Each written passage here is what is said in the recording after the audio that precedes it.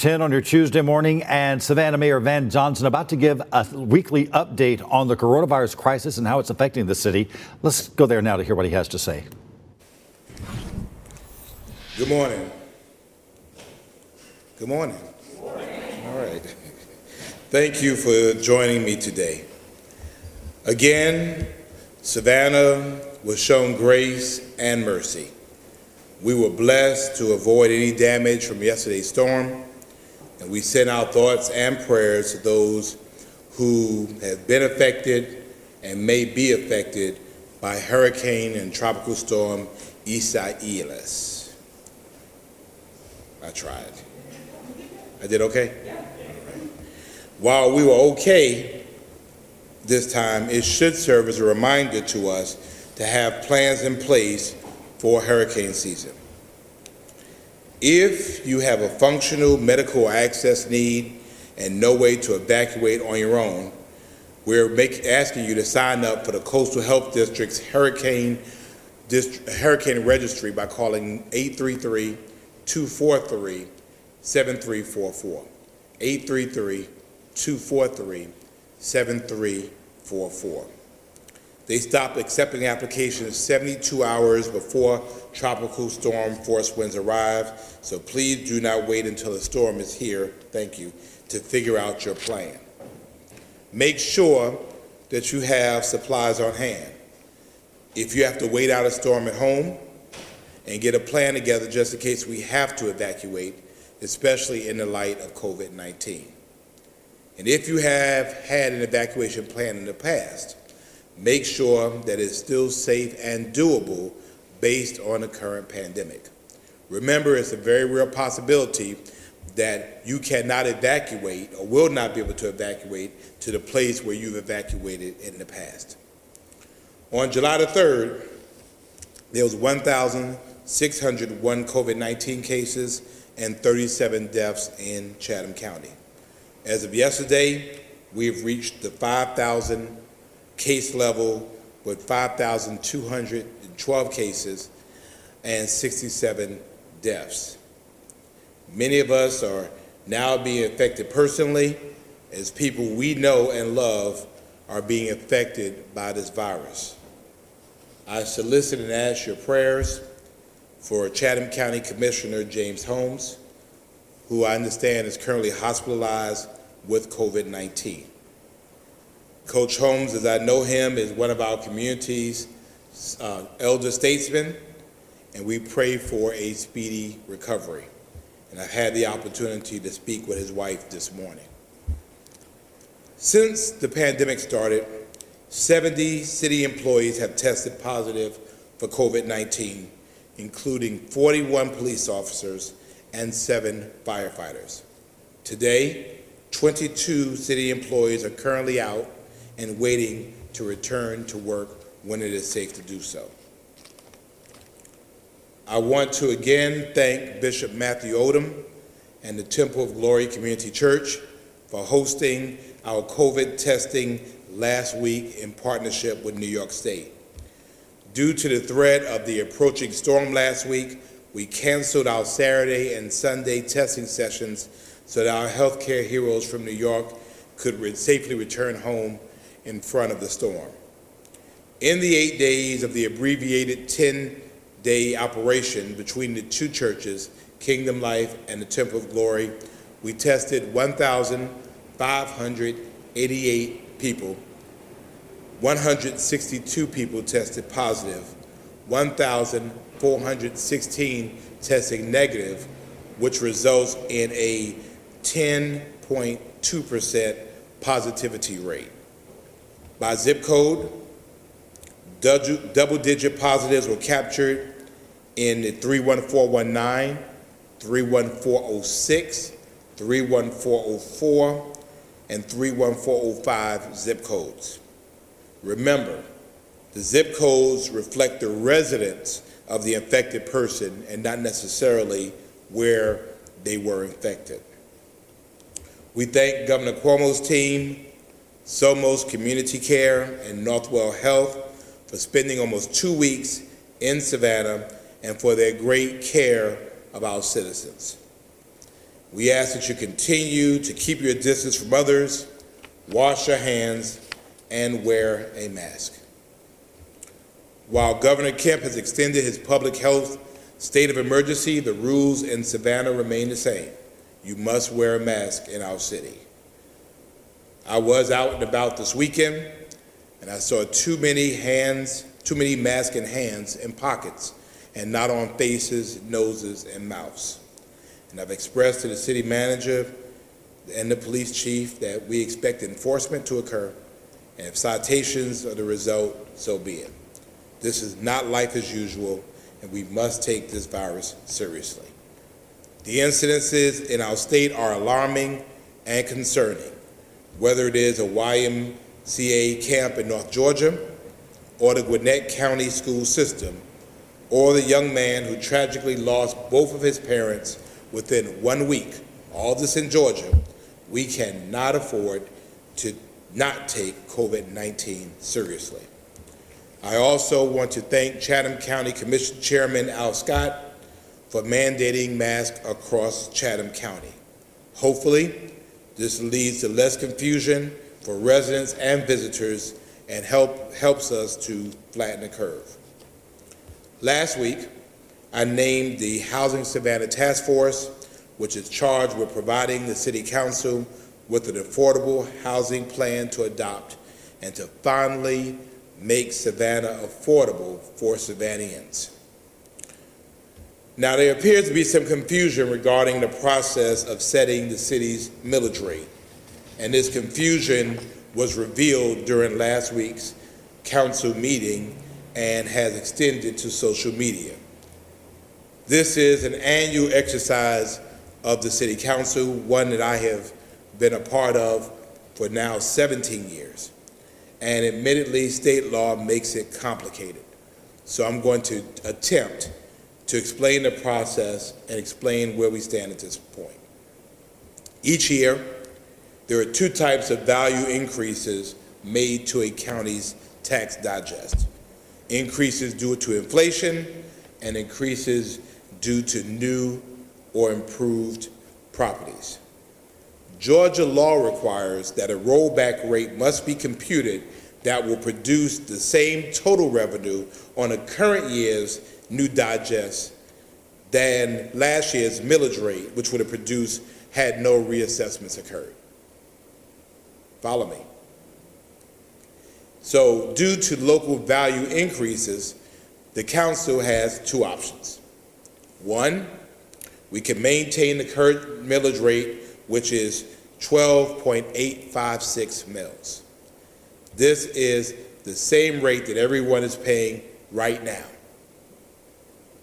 But the state defines it as a tax increase. It's the same rate, but the state says it's an increase, which is not, but okay, that's what they say.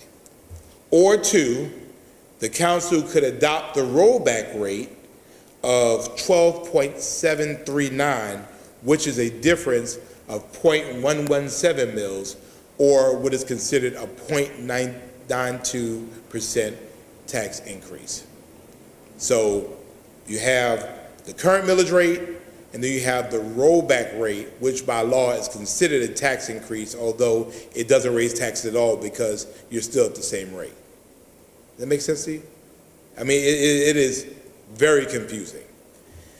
The reduction, though, of the rollback rate, or the adoption of the rollback rate, will provide tax relief of about $1.17 a year, or $10 a month for someone who owns a $25,000 home, or $2.34 a year, or 20 cents a month for someone who owns a $50,000 home, $4.68 a year, or 39 cents a month for someone who owns a $100,000 home, and $23.40 or $1.95 a month for a month for someone who owns a $500,000 home. So that is what the rollback rate would mean to citizens. This alternative, however, will generate about $600,000 less, Mr. Wright, of city property tax revenue. So I don't believe that no one, particularly at this time, wants to hear the words tax increase, whether it is real or whether it is technical, but it's important that people understand what we're actually talking about. You either maintain the current rate or the computed rate, which is defined by the state, which is a rollback rate, which is, 0.117 mils less. But this process is something that has to be, by law, conducted annually. And I wanted the City Council the opportunity to have as much information as they needed to make an informed decision about either alternative. The legal language required for public notice is specified by state law. We may not like what we have to say, but our attorney will tell you state law says we must say it, so we say it. So to be clear, to date there has been no vote or adoption of the city's millage rate by this City Council. Any assertion contrary to this point by anyone, including members of council, is absolutely not true. And I've attempted by email to clarify this process for them. The City Council will have the opportunity to adopt the 2020 millage rate at our next meeting, which is a week from Thursday, which is August the 13th. Based on what council decides on that date, the city manager is prepared to implement the wishes of council, either to maintain the current millage rate or to make $600,000 in cuts as he deems necessary. And so I know this was a little difficult, but I wanted to make sure people were very clear about this point in time that we find ourselves in, and I hope this explanation clears up any confusion. Tomorrow begins the first round of interviews for Savannah's next city manager. The Savannah City Council will conduct interviews of 6 candidates from well over 100 applicants. These interviews are at the very best preliminary. The council can choose to interview some of them again or select others from the list. These interviews are allowed by law to be conducted in executive session, and really for a very good reason. Many of these candidates, particularly those in executive, city, or county management positions, have not disclosed to their employers that they're seeking this opportunity. And we want to allow them the freedom to apply and the confidence in being interviewed. In accordance with Georgia law, records of applicants may be withheld up until 3 finalists are selected 14 days before a decision is made. Names and application records of as many as 3 finalists must be made available upon request unless the applicant is no longer seeking the position. This is the law. The finalists will be informed that their names will be made public so they may inform their current employers. At the point that finalists are selected, I have committed to a transparent, open, public engagement process that involves a cross-section of our community. In my mind, a major test of the finalist and ultimately the successful candidate will be the ability to withstand and handle public review, public examination, and public scrutiny. While we recognize that the selection of Savannah's next city manager is a council decision, we fully recognize and embrace that the selection of Savannah's next city manager must be and will be a public process, and the public will be invited to participate. And for whatever reason, the rest of my notes are not here, and so I guess I will leave it at that. Yeah, I'm missing a couple of pages. So until I can get the rest of my pages, This pauses my prepared comments at this time, and I'll entertain any questions. But know there's going to be more coming from me.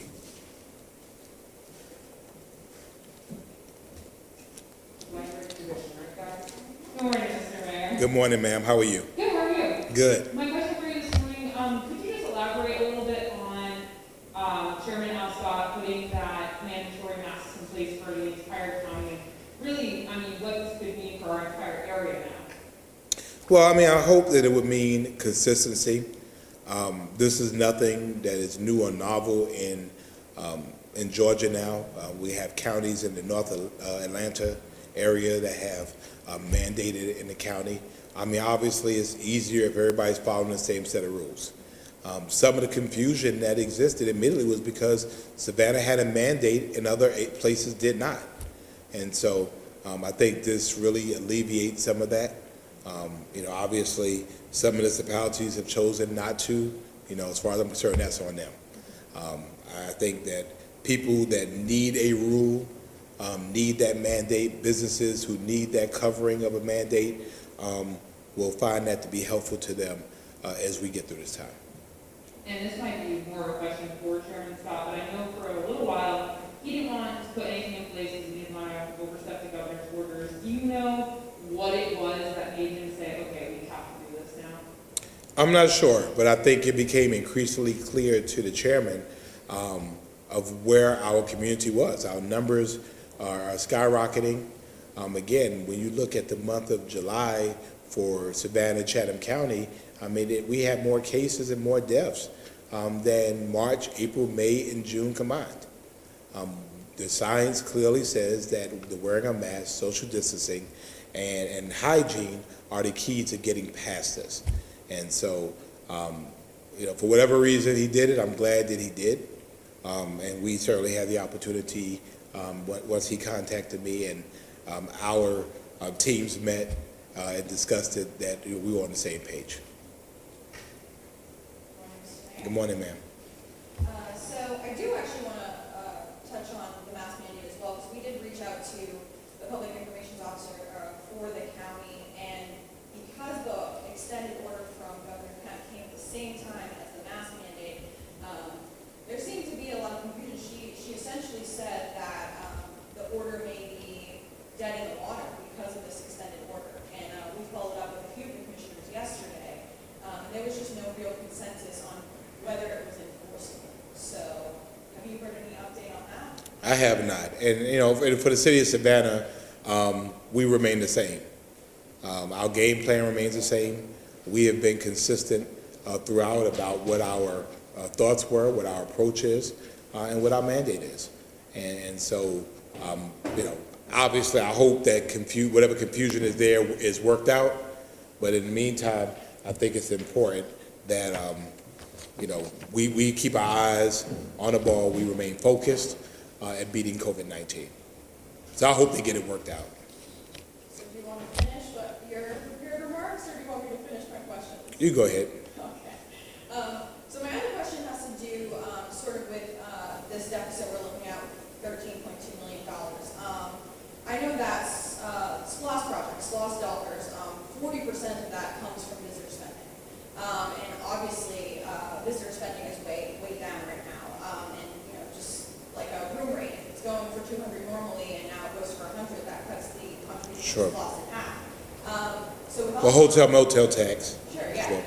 So with all of these projects going on, are you looking at reprioritizing some of this money? Because obviously it's a huge gap that you're looking at. So maybe with the arena, is that something maybe you can put on hold, or? No, actually, I mean, our arena is fine. We have the money. I think that the blessing for us is that we're actually in a very unique place. SPLOST 6 ends next month. SPLOST 7 starts collections October 1st. October 1st, correct? So essentially, all the money we had for SPLOST 6 is basically being collected.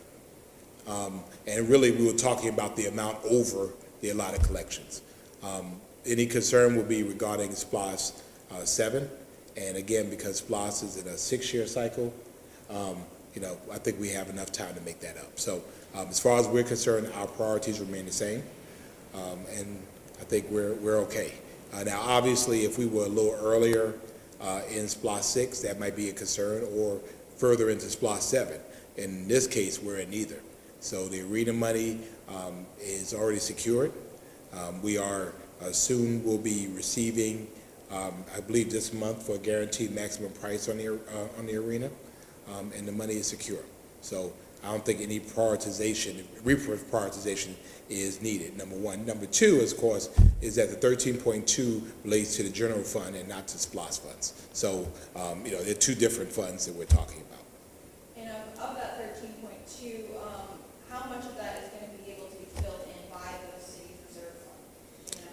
Well, again, I think for the city manager and the budget team, I think it's a daily calibration process. Again, things might improve toward the end of the year. Again, we have to balance by the end of the year. So I think they're looking at it daily. They're updating us on it regularly. And so, in addition to if the council decides on alternative 2, which is $600,000 more, city manager has been looking throughout the organization of various ways to make those cuts to be able to make sure we balance. By law, we have to balance. So whatever combination that is in terms of initiatives or services or personnel, that is well within the city manager's purview to do. He has provided us with a 5-phase plan that was presented to council at the last meeting about his thought process as how to proceed. So are there any, big cost-saving measures right now that are on the table? I think the city has been engaged in cost savings throughout. Beyond the fact that we are on a kind of hiring freeze, the city manager is determining what positions need to be filled. There are salary savings. Some positions we choose not to fill, which generates the savings. Travel for the city has been basically eliminated, and a variety of other cost-cutting measures that have been in place actually since really the beginning of March. So I think that is the reason why we have not gotten to personnel. And I think my feeling of it is I want to avoid furloughs if at all possible. There might come a day when we get to that. And if we do, then every member of the organization, to include city council, will have to furlough. We have to do what we can to be able to make sure the numbers balance.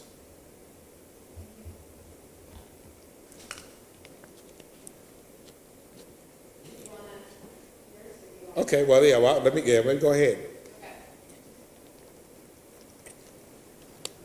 Just as a reminder, of course, early voting for the August 11th runoff election started yesterday and it ends on August the 7th. So it's this week. You can vote early at the Chatham County Voter Registration Office, which is 1117 Eisenhower Drive, Suite E, from 8 a.m. to 6 o'clock p.m. And you could also vote early at the Pooler Recreation Park Gym, which is located at 900 South Rogers Street, from 10 a.m. to 5 o'clock p.m. Again, I've been asking people repeatedly, don't wait until August the 11th. You don't know what might happen on the runoff day. And so last week I went ahead and voted at the Eisenhower office, and I will tell you it took me probably every bit of about 7 minutes to do the entire process.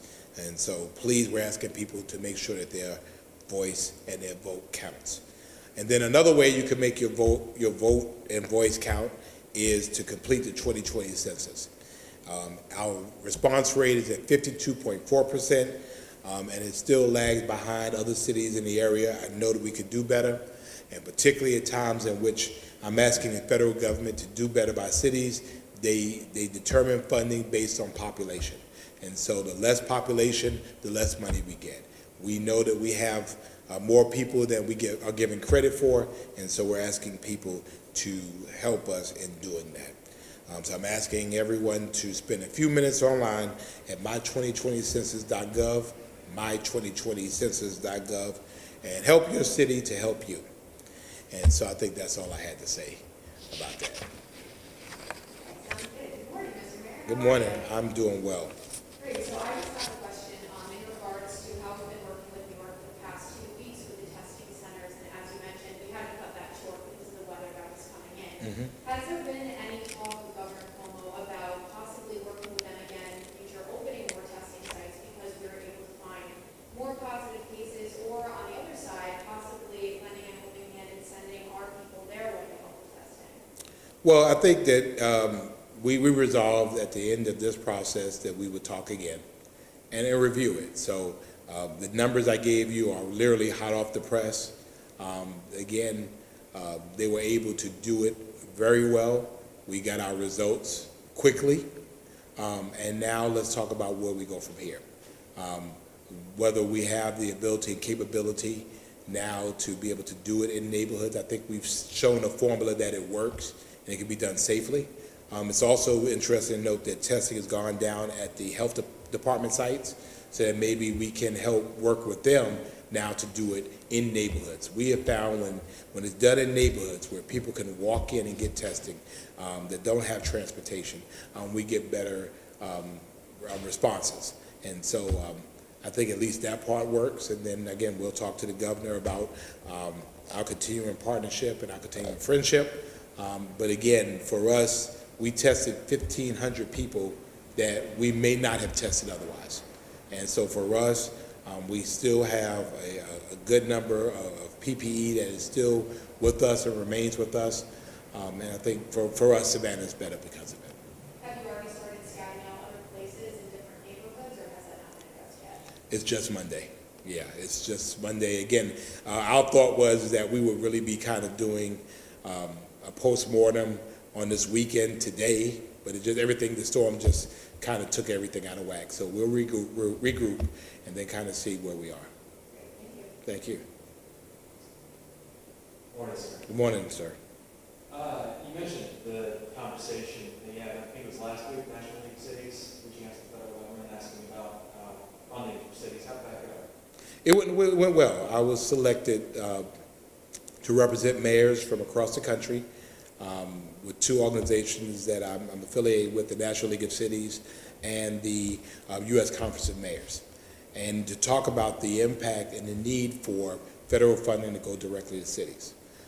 We recognize that there are opportunities and there are some advantages for funds going directly to cities. The city of Savannah has shown the ability and propensity to properly handle federal funding. Obviously, we know where that money goes.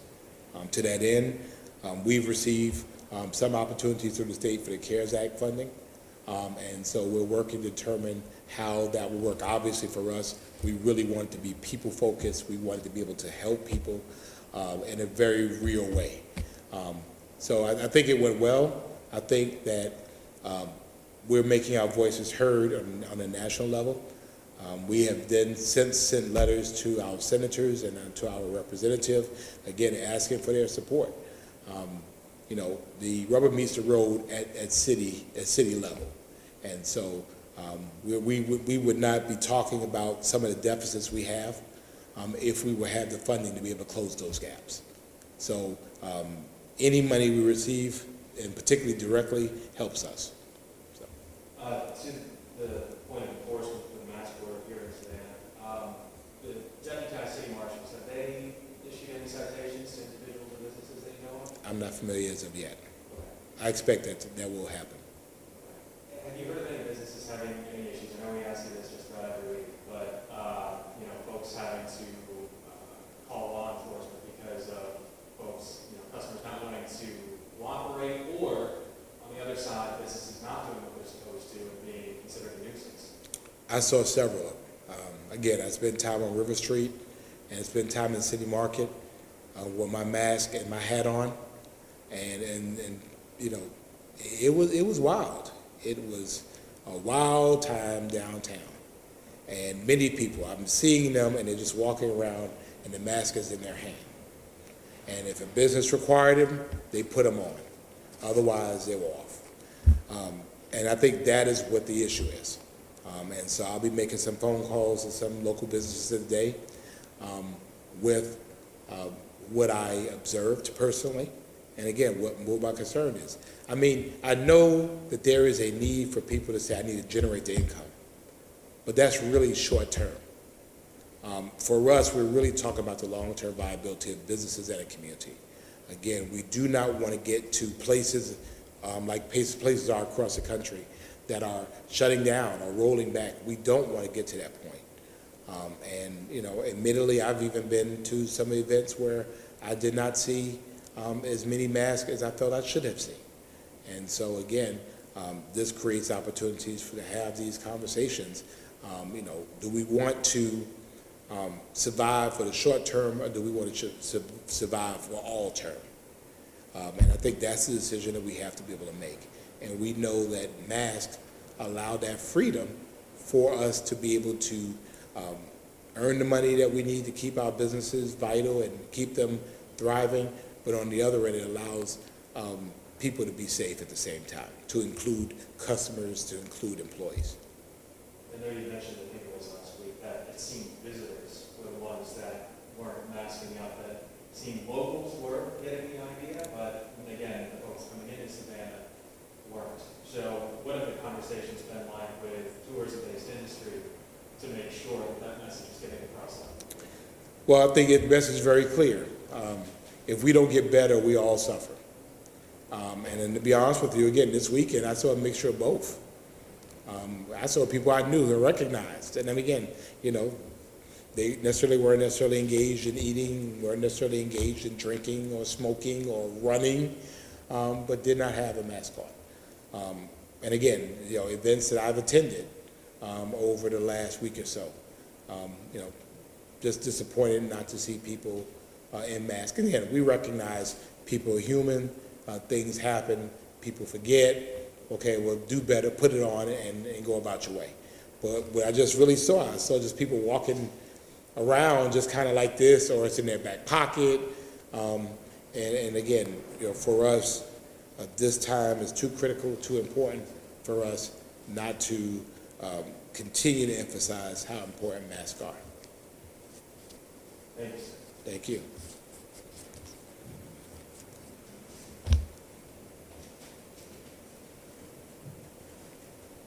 Really quick, Mr. Mayor, I'm going back to talking about the millage rate for 2020. I know on social media I saw it circulating that some older women are saying that they vote no to an increase in the money we're talking about, but it's truly not an increase. What message do you think that delivers to the public when people on council are saying that we vote no to an increase, but there really is no increase? Well, that was the point. The point was, and I would prefer to think that it was just that they did not know, that they did not mean to intentionally mislead the public. I hope and pray that's the reason, that they're new to this and they don't understand it. But I saw a couple of graphics. One that had these people, and I'll be more specific. During our workshop, Alderwoman Blakely said that there was a 5-4 vote, and I'm like, well, I wasn't there. What 5-4 vote? And this is all part of the public record, and the clerk recounted the conversation to include the fact that myself and Alderman Leggett never said anything one way or the other. You know, this was a conversation of council. There might have been a straw poll for the purposes of giving the city manager some direction. But I think that most of us were just really undecided about where we were. So then to see it being circulated that there was a vote for a tax increase, and then secondly, you had members of council who voted for or against a tax increase. Both of those are just absolutely not true. The reality of it is that there's been no vote, and secondly, that the increase, if it was adopted, is not an increase at all. It is the maintaining of the current millage rate. And again, that is what's confusing, and so people then take that and say, oh yeah, well they voted for a tax increase, and so I wanted to make sure, first with council and now with the public, that people are very clear, and I would appreciate your help in helping us to put that word out. There's been no vote about anything. And the public hearing is for people to come and express their thoughts one way or another. I hope that people will see one or two things. One, that the city is in some extraordinary times right now. The council is faced with options that a new council should not have to face, but this has been an extraordinary year. And that if they maintain the current rate, or if they adopt the rollback rate, there are consequences with each action.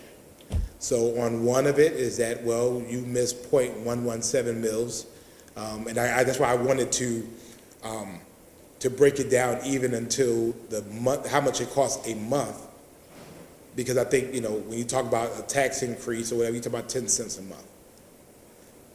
But I think the other side about that is, if you don't, that's fine. If the council chooses to go that way, the city manager then has to be able to make those cuts. And the way our government is set up is that we don't decide what cuts are made. We tell the city manager that we're adopting a rollback rate, and he has to make those necessary cuts. And so for our citizens to understand, well, those cuts might come for a service or something that we do that, may not be available or may not be available in the same way. So then the question is for our citizens to consider is, well, is it worth it? And so I'll leave that to our citizens to decide. But I appreciate you asking that question because, obviously it's a little frustrating for citizens to contact me and say, well, you all voted for a tax increase. No, we didn't. Yes, you did. I mean, the graphic says this, and then it's being circulated by your council members. Well, again, I wanted to say for the record, that's absolutely not true. No vote was taken.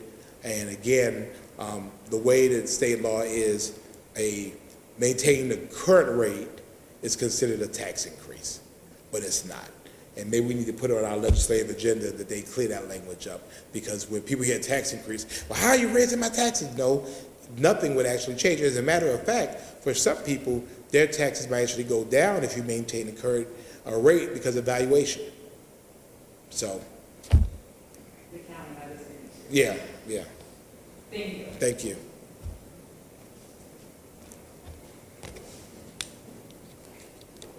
Anything else? You have another question? No? Okay. Well, we appreciate you all. And as I always say, we're still here. We're still fighting the good fight. We're still keeping our hand to the plow. We're still remaining focused at the issue at hand. We're doing our best to remain focused on the enemy. And the enemy is COVID-19. The enemy is not each other. And so, I want us to remain focused on that, to remain focused that the only way we get through that is to get through it together. And it's important for us to make sure that the best information comes out and make sure that we communicate very clearly and concisely.